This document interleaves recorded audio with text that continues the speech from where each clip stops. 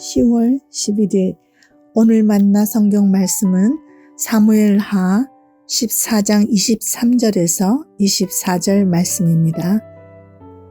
요압이 일어나 그슬로 가서 압살롬을 데리고 예루살렘으로 오니 왕이 이르되 그를 그의 집으로 물러가게 하여 내 얼굴을 볼 수 없게 하라 하매 압살롬이 자기 집으로 돌아가고 왕의 얼굴을 보지 못하니라. 아멘. 오늘 만나로 만나주시는 하나님을 기대합니다.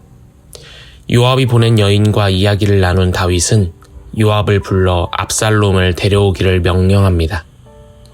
요압은 뜻밖의 왕의 대답에 놀란 것 같아 보입니다. 자신이 여인을 사주해서 벌인 일들이 혹여나 다윗을 노하게 하진 않을까 내심 염려했을 것입니다. 그러나 요압의 뜻을 따라주는 왕의 대답에 내심 기뻐하며 얼굴을 땅에 대며 절을 하기까지 합니다. 하지만 진정 다윗의 마음속에 압살롬에 대한 진실된 용서가 있었을까요? 압살롬을 데려오라는 말을 하는 다윗은 압살롬을 아들 압살롬이 아닌 청년 압살롬으로 표현합니다. 그저 압살롬을 좋아하는 백성들이 원했기 때문에 신하의 간곡한 부탁이 있었기 때문에 귀환을 명령한 것이지 다윗의 마음에는 아직 압살롬에 대한 원망과 분노가 가득했습니다. 말씀은 압살롬에 대해 자세히 표현합니다. 성경이 말하는 압살롬은 그 누구보다 아름다웠으며 발바닥부터 정수리까지 흠이 없는 사람입니다. 또 히브리인들에게 머리카락은 힘과 용기를 상징하는 것이었는데 압살롬의 머리카락이 다른 사람들보다 무거웠다고 기술하는 것으로 보아 힘과 용기가 매우 탁월한 사람이었다라는 것을 알 수 있습니다. 사람들은 이런 압살롬의 외적인 모습에 열광했습니다. 사람들의 눈에 합한 자였지요. 하지만 하나님의 마음에 합한 다윗과 같은 사람은 아니었습니다. 이는 마치 사울의 모습을 연상케 합니다.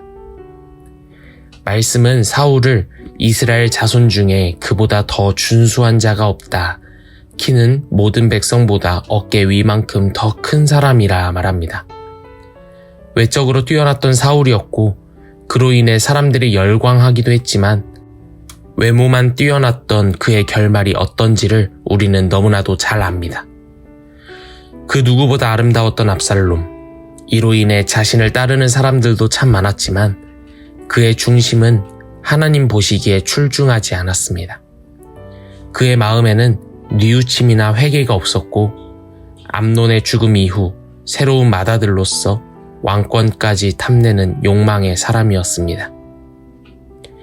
물론 압살롬이 이렇게 되기까지는 아버지 다윗의 영향도 적지 않았습니다. 암논이 다말에게 행한 씻을 수 없는 죄악을 두고 아버지 다윗은 분노만 했을 뿐 아무런 조치를 하지 않았고 압살롬이 분에 겨워 암논을 죽이고 말지요. 오늘 말씀에서 압살롬이 예루살렘에 돌아왔을 때에도 다윗은 압살롬을 대면하지 않고 그의 집으로 돌려보냅니다. 암논을 죽이고 도망가 3년 동안 아버지를 보지 못했던 압살롬은 2년이라는 시간을 더 기다려야만 했습니다. 아들을 용서하지 못한 다윗의 행동이 압살롬 안에 숨겨있는 반란의 불씨를 더욱 타오르게 만들어버렸습니다. 하지만 우선적으로 그의 중심이 하나님을 향하지 않았다는 것, 사람들의 눈에 합한 자였지 하나님의 마음에 합한 자가 아니었다는 것이 압살롬에게는 크나큰 흠이었습니다. 2년의 시간이 지나 결국 압살롬과 다윗이 재회했지만 이미 시간은 너무나도 많이 지나버렸습니다. 33절의 단 한 구절이 다윗과 압살롬의 재회와 화해를 언급하지만 그 속엔 진심 어린 용서와 뉘우침은 없었습니다. 아무리 휘황찬란한 겉모습의 그릇일지라도 그 안에 담겨진 것이 오물이라면 그 그릇은 그저 오물통이 되어버립니다. 겉모습이 화려하지 않은 그릇일지라도 그 안에 담겨진 것이 값비싼 향유라면 그 그릇은 예수님 발에 부어진 옥합이 됩니다. 화려한 외모로 사람들 눈에 합했던 사울과 압살롬, 중심이 하나님을 향해 하나님 마음에 합했던 다윗, 이들의 이야기를 되돌아보며 나 자신에게 질문해 봅니다. 나는 무엇을 담고 있는 사람입니까? 나는 누구에게 합한 사람입니까? 사람들에게 잘 보이기 위해 겉모습만 가꾸는 우리가 아니라 하나님의 마음에 합하기 위해 중심에 오직 예수 그리스도만 담아내는 그릇으로서의 삶이 되길 원합니다. 그리스도인이라는 그릇으로서 살기 위하여 우리의 중심을 계속해서 가꾸다 보면 안에 담겨진 예수님의 향기로 인해 겉으로 드러나는 우리의 모습도 예수님을 닮은 그리스도인의 삶으로 나타날 줄 믿습니다. 기도하겠습니다.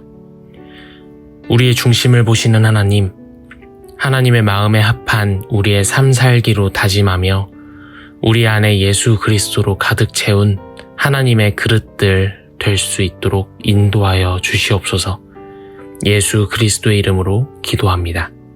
아멘. 이제 2가지 기도 제목으로 기도하겠습니다. 첫 번째로, 세상은 자꾸 겉모습의 화려함을 쫓게 만들고 그런 사람을 추앙하지만 우리 그리스도인들과 교회는 중심을 바라보는 삶을 살아가기 위해 노력하게 하여 주시옵소서. 겉만 번지르르한 그릇이 아닌 예수 그리스도를 담아내고 예수님의 향기를 내는 그릇으로 살아가게 하여 주시옵소서. 두 번째로, 전쟁과 위협, 도발과 견제로 가득한 국제사회 가운데 하나님의 평화로 가득히 임재하여 주시옵소서. 국가 이기주의로부터 벗어나 함께 공생하는 국제사회가 되게 하여 주시옵소서. 이 제목으로 기도하신 후에 개인 기도 하시겠습니다.